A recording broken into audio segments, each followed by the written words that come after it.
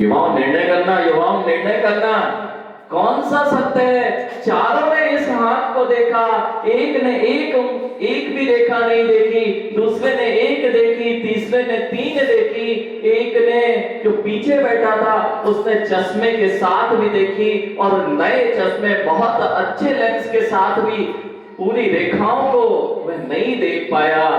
तीनों ने अपने अपने तर्कों के साथ, अपने अपने प्रमाण के साथ, सूर्य की भी रोशनी थी। अब लेखन पे भी कला होती है, लेखन भी की कला होती है। संजीव भैया होंगे तो ये राई का पहाड़ बनाना बहुत अच्छे से जानते हैं, और ये जब लिखेंगे एक रेखा तो इतने तर्क और प्रमाण के साथ लिखेंगे कि सूर्य की प्रचंड किरणें हस्त पे पड़ गई थी और मेरी आंखें पूर्ण स्वस्थ थी, और मैंने जब लिखा तो एक ही रेखा इस हाथ में हुआ करती है। कितने लोग सत्य हैं? कुछ समझ में आ रहा है? जगत में जितने लोग तुम्हें बताएंगे वे इसी तरह बताएंगे। जगत में जितने लोग शास्त्र लिखेंगे वे किस तरह लिख पाएंगे? अगर बुद्धि से जानने का, बुद्धि से समझकर, आंखों से देखकर, 5 इंद्रियों को से जानकर शास्त्र लिखे जाएंगे तो वे सत्यता को कभी नहीं जान पाएंगे। यही कारण है बच्चों, ध्यान रखना आज इस बात की कि यह जिनवाणी क्यों सुनाई जा रही है। इसलिए सुनाई जा रही है, ये जिनवाणी किसी की बुद्धि के द्वारा लिखी गई नहीं है, किसी आंखों के द्वारा देखी गई नहीं है। इसे तो ज्ञान से पूर्ण रूप से जाना गया है। उसके बाद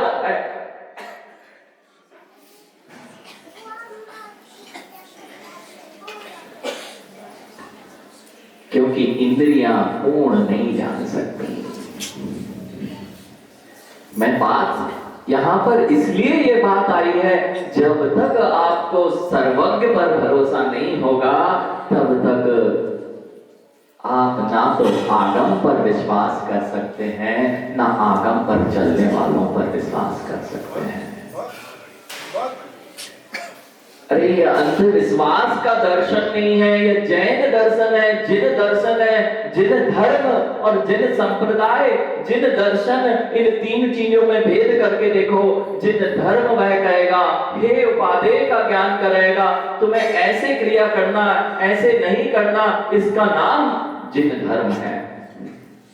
संप्रदाय में देखने जाओगे तो हम किसी और से भिन्न खड़े दिखाई देंगे, तो संप्रदाय दिखाई देने लगेगा। और जब जिन दर्शन के पास आओगे तो वस्तु की सत्यता दिखाई देगी, और जिस दिन जिन दर्शन दिखाई देगा उस दिन तुम जिन धर्म के पास भी खड़े मिलोगे। दर्शन शास्त्रों की इतनी आवश्यकता क्यों पड़ती है संजीव भैया? दर्शन शास्त्रों की जब तक यह नहीं पता होगा, तार्किक बुद्धि से, न्यायिक बुद्धि से, न्यायालय में क्यों जाया जाता है पंडित जी? न्यायालय में क्यों जाया जाता है? निर्णय करने जाया जाता है। जब तक पूर्ण निर्णय ना हो जाए तब तक विश्वास नहीं करते। बस यही है, ये तर्क शास्त्र, न्याय शास्त्र इसलिए ही लिखे गए, दर्शन शास्त्रों की रचना इसलिए की गई कि जो धर्म में क्रियाएं की जाती थी वे क्रियाएं सत्य हैं या असत्य हैं, पहले इसकी परीक्षा कर ली जाए, फिर उसके बाद हम धर्म की क्रियाओं को करेंगे। शास्त्र लिखे गए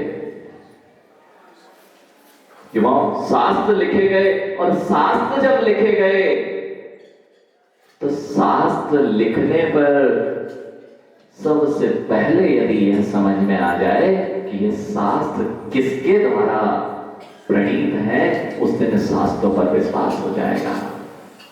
आज यही बात कर रहे हैं, आंखों से देखा। संजय भैया, अभी तक ये बच्चे इसलिए ही तो धर्म से दूर हैं और विज्ञान की ओर भाग रहे हैं, क्योंकि विज्ञान कह रहा है हमने देखा है, हमने प्रयोग किया है। अरे तुमने प्रयोग किया है, अभी तो हमने भी प्रयोग किया था। मोनू, कितना सत्य था। आसमान में देखो जरा, आसमान में ऊपर देखो, कहीं हवाई जहाज दिख रहा है क्या? तारे तो दिख रहे होंगे, नहीं दिख रहे। फिर से देखो, एक आध दिख जाए तो आसमान में तारे नहीं है ना।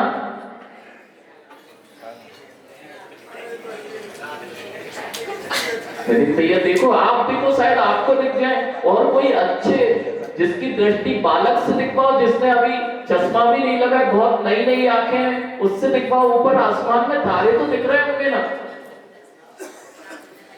तारे नहीं दिख रहे हैं तो नहीं है ना। अरे आप तो, ये सब युवा तो इसी बात पे विश्वास करते हैं, जो दिखता है वही होता है, जो दिखता ही नहीं है उसका वर्णन कहां से मिला। तो किस दिन तारे दिख जाएंगे तुम्हें? कितने उपकरण लगा लेना, तारे देख पाओगे क्या? तो तारों का अभाव ही कहोगे ना। बस जो तुम्हारी बुद्धि और विवेक में प्रवेश नहीं कर पा रहा है वह इसी तरह है, तुम अपनी पांचों इंद्रियों से उसे ग्रहण करना चाह रहे हो, लेकिन पांचों इंद्रियों की सामर्थ्य नहीं है कि पूरे विश्व को जान सके, उसकी सत्यता को जान सके। जानने वाली इंद्रियां नहीं है, जानने वाला तो ज्ञान है, और जिस दिन ज्ञान की पूर्णता हो जाती है उसी का नाम सर्वज्ञ केवली प्रभु हुआ करता है, जिसने यह चिन्हवाणी बताई है। तुम कितने ही शास्त्रों को झूठा कह लेना, क्यों? अब ये चार हैं, ये चार हैं, चार ने देख लिया है। यहां कितने लोग हैं? अगर 100, 50, 500 लोग हैं और 500 लोग इस हाथ का वर्णन करें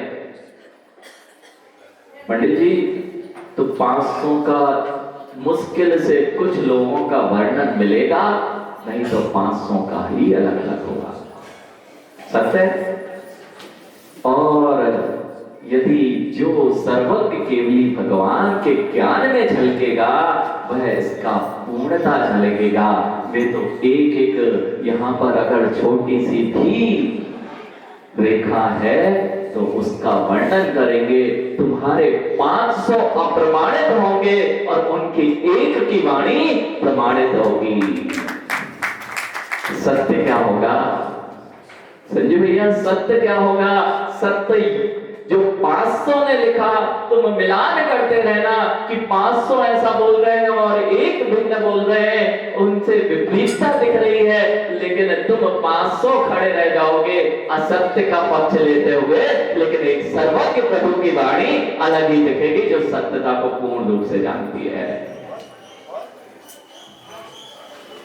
जिनवाणी क्या है? जिनवाणी क्या है? जिनवाणी में जो लिखा है वह सत्य है ना मां?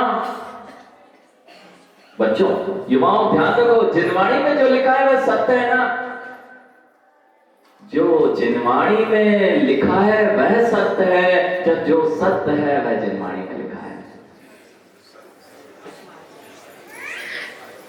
थोड़ा लगाओ, दिमाग लगाओ। एक बार और अपन ने बात की है, लेकिन इन युवाओं को भी समझ में आ जाना चाहिए। ये धर्म से दूर भाग रहे हैं, इसलिए ही तो भाग रहे हैं क्योंकि धर्म में काल्पनिक वस्तुएं लिखी हैं जो हम जानते नहीं है, नहीं देखे। स्वर्ग नरक नहीं देखे, मोक्ष तो नहीं होते ना, मालूम नहीं होते ना।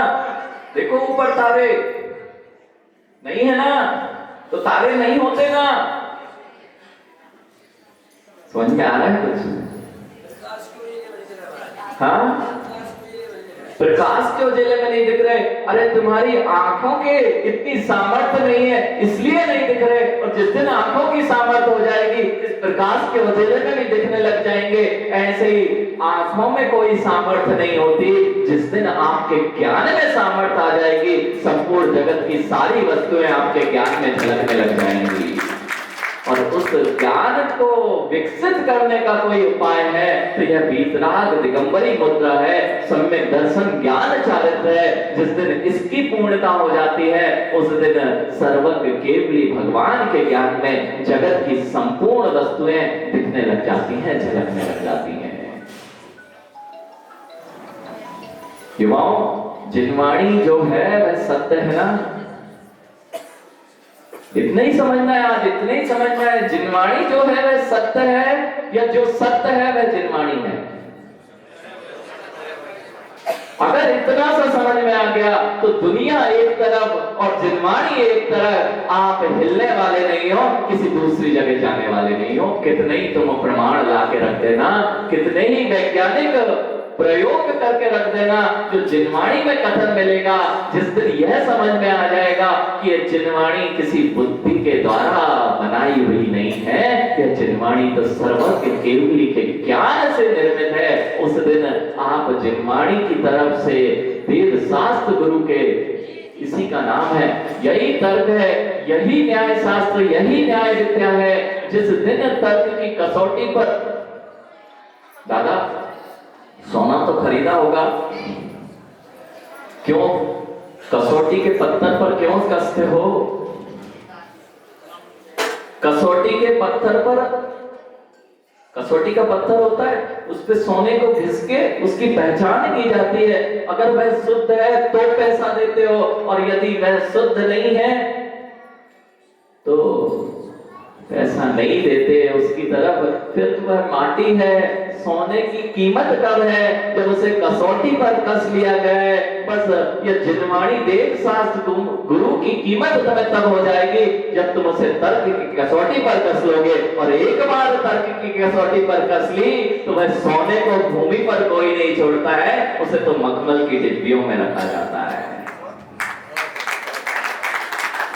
युवाओं ऐसा ही है, ऐसा ही है। धर्म से दूर तब तक रह सकते हो जब तक इसकी सत्यता नहीं पता है। और यदि धर्म की, देव शास्त्र गुरु की सत्यता पंडित जी पता चल जाए तो ऐसा नहीं हो सकता कि सोने को कोई, कितने लोगों ने सोने को मिट्टी में छोड़ दिया है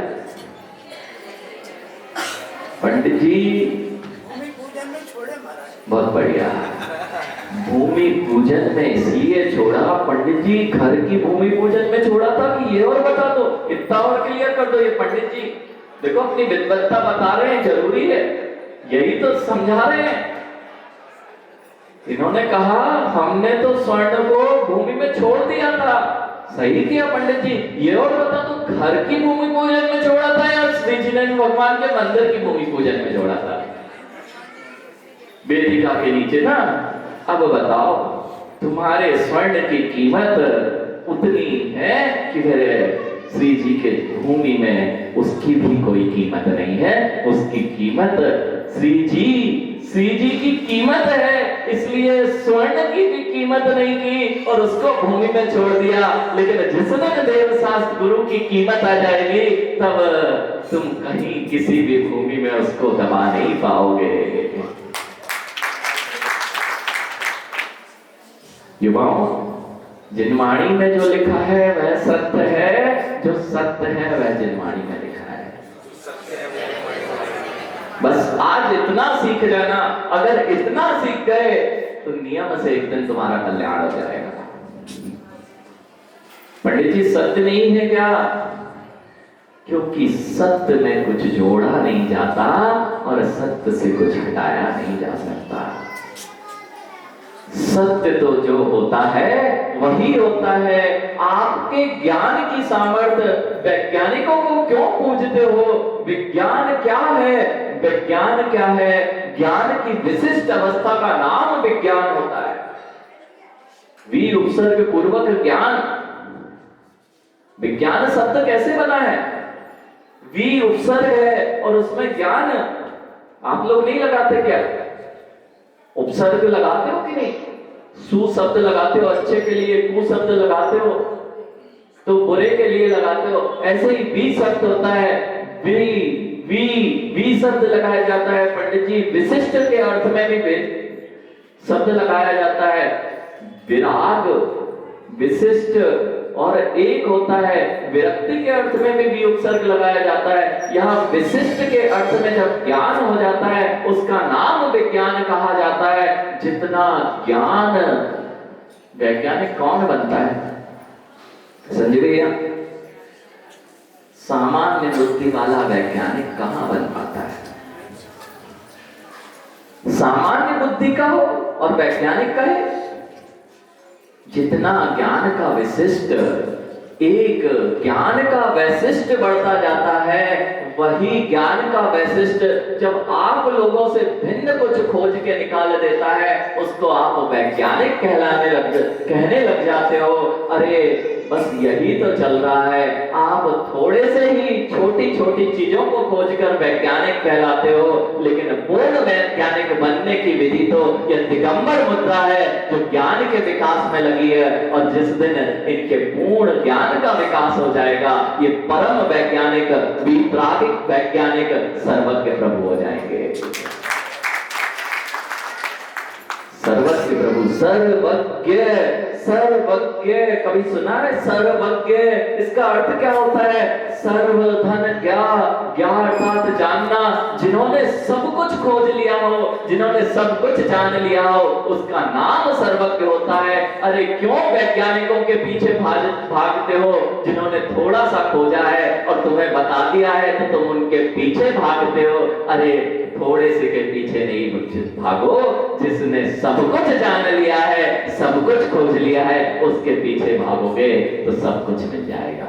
बहुत बढ़िया, तभी तो हम आपके पीछे भाग रहे हैं। पंडित जी, यही भगने का काम सही कर रहे हो, सत्य कर रहे हो।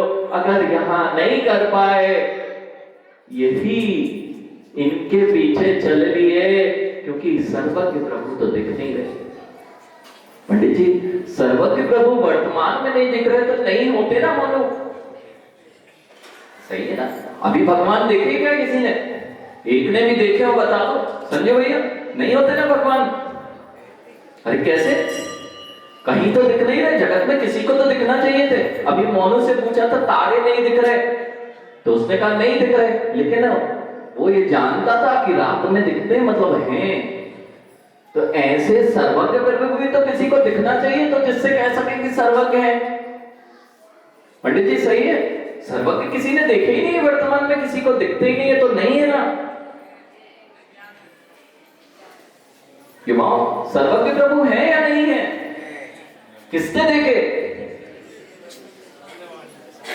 अरे ये बताओ, जो चीज तुमने अपने परदादा को देखा कि नहीं? परदादा को नहीं देखा? परदादा के परदादा को तो देखा होगा फिर। अरे तो किसी ने तो देखा होगा। यहाँ बहुत सारे हजार लोग बैठे हैं, परदादा के परदादा को किसने देखा? अरे इतने सारे लोगों में एक को तो देखना चाहिए, परदादा के परदादा होते हैं। अरे कोई नहीं देखा तो कैसे मान ले परदादा होते हैं? अरे लेकिन ये जिनवाणी की मान कहां रहे हैं? हम तो यही बता रहे हैं कि तुम जिनवाणी की मान नहीं रहे हो, कैसे मानोगे? ये तो कहते हैं जिनवाणी किसी ने लिख दी होगी। तो परदादा के इनसे पूछ रहे हैं, सर्वज्ञ भगवान को किसी ने नहीं देखा संजय भैया? नहीं देखा तो नहीं होते। अरे ये लोग तो मानते नहीं हो वाले क्या? किसी ने किसी को, तारे किसी ना किसी ने रात में देखे थे, इसलिए तारे होते हैं, ठीक है ना? लेकिन सर्वज्ञ प्रभु को किसने देखा? कमलेश भैया, बिंब तो है, बहुत बढ़िया पंडित जी, बहुत अच्छे दादाजी, सही बोल रहे, बिंब तो है, लेकिन सर्वज्ञ नहीं दिख रहे। ऐसे ही बच्चों याद रखो, परदादा भी देख पाओगे क्या? परदादा के परदादा को दिख रहे हैं क्या? किसी के भी दिख रहे हैं क्या? तो नहीं होते ना। अरे फिर कहते हो हम तो दिख रहे हैं, बस परदादा के परदादा। अगर हम दिख रहे हैं, इसका अर्थ बिना परदादा के आ सकते हो क्या तुम? बिना परदादा के तुम दिख सकते हो क्या? और परदादा के परदादा नहीं होगे तो तुम दिख सकते थे क्या? इसी का नाम तर्क है, इसी का नाम तर्क है। परदादा होंगे तभी तुम्हारा अस्तित्व है। परदादा के परदादा थे इसलिए तुम्हारा अस्तित्व है। अरे यह जिन मुद्रा दिगंबर योगी, निर्व्यक्त योगी दिख रहे हैं, इसका अर्थ ही है कि कहीं ना कहीं भगवान महावीर थे, सर्वज्ञ प्रभु, अनंत प्रभु, केवली भगवान हुआ करते थे।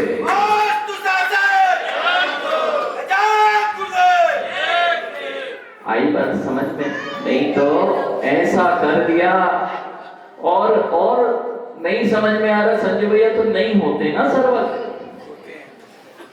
किसी ने नहीं देखेगा परदादा को, नहीं होते सर्वज्ञ। अरे सर्वज्ञ कौन होता है? सर्वज्ञ तो वही होता है। ओजस सर्वज्ञ कौन होता है? सर्वज्ञ नयन सर्वज्ञ कौन होता है? जो वर्तमान को भी जानता है, भविष्य को भी जानता है, भूत को भी जानता है। भूत वर्तमान भविष्य की तीन काल की त्रिकालवर्ती पर्यायों को जो एक साथ जानता है वही तो सर्वज्ञ होता है। और जो मोनू अगर कहने लग जाए कि सर्वज्ञ नहीं होते, तो मैं उससे पूछता हूं सर्वज्ञ वर्तमान में नहीं होते कि भविष्य में नहीं होते कि भूत में नहीं होते? क्योंकि यह सर्वज्ञ को नहीं मानता है, यह देव अरिहंत प्रभु को नहीं मानता है। इसलिए हमने इनसे प्रश्न किया कि वर्तमान में सर्वज्ञ प्रभु को नहीं मानते हो, कि भूत में भी नहीं मानते हो, कि भविष्य में भी नहीं मानते हो? तो नास्तिकवादी जरूर कहेगा, जिसको सर्वज्ञ प्रभु पर नास्तिक है वह कहेगा ना तो अभी वर्तमान में दिख रहे हैं, ना भूत में होते हैं, ना भविष्य में होते हैं। मैं कहूंगा तो तुम ही तो सर्वज्ञ कहलाए जो ये जान गया है ना तो भूत में होते हैं, ना भविष्य में होते हैं, ना वर्तमान में।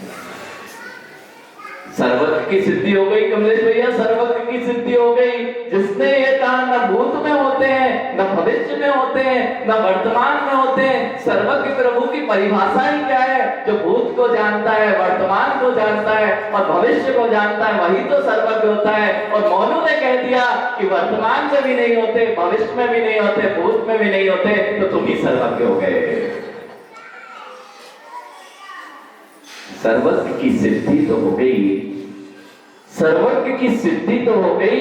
सर्वज्ञ पे श्रद्धान और कर लोगे तो तुम्हारा काम बन जाएगा। हाँ, सिद्धि तो सब कुछ लिखी रखी पंडित जी, ये इधर सब कुछ भरा पड़ा है, ये कुछ अन्यथा नहीं है। ये क्या भरा पड़ा है? जिसको अपने जीवन में सत्यता का भान करना हो, जिसको संसार की सत्यता को जानना हो, वह सबको जिनवाणी का वाचन अवश्य करना चाहिए। देखो माँ, थोड़ा आज युवा थे तो थोड़ा तार्किक विषय ज्यादा हो गया, लेकिन ध्यान रखो माँ, आप लोग जब भी परेशान होते हो तो इसलिए तो होते हो। इतने सारे लोग हैं, इसमें से कौन कौन कमलेश भैया परेशान नहीं है? अच्छा, परेशानी से बचना कौन कौन नहीं चाहते? आदर्श परेशान हो कि नहीं हो? तो परेशानी से बचना चाहते हो या नहीं? अच्छा, ये जितने बड़े लोग बैठे इनसे पूछ लेना, परेशानी अभी ज्यादा है जब इन्होंने अपनी सासू की बेटी को नहीं लाए थे तब? पूछ लेना एक बार। अक्सर जितने ये युवा खड़े हुए, तो परेशानी अभी ज्यादा है कि पहले कम थी जब सासू की बेटी साथ में नहीं आई थी? ध्यान रखो, सुन लो, अक्षर आदर्श सुन लो। ये लोग बोल रहे हैं परेशानी अभी ज्यादा है जब, देखो बोल लो, पता है घर जाके कुछ और, इसलिए बोल नहीं पा रहे कुछ लोग। तो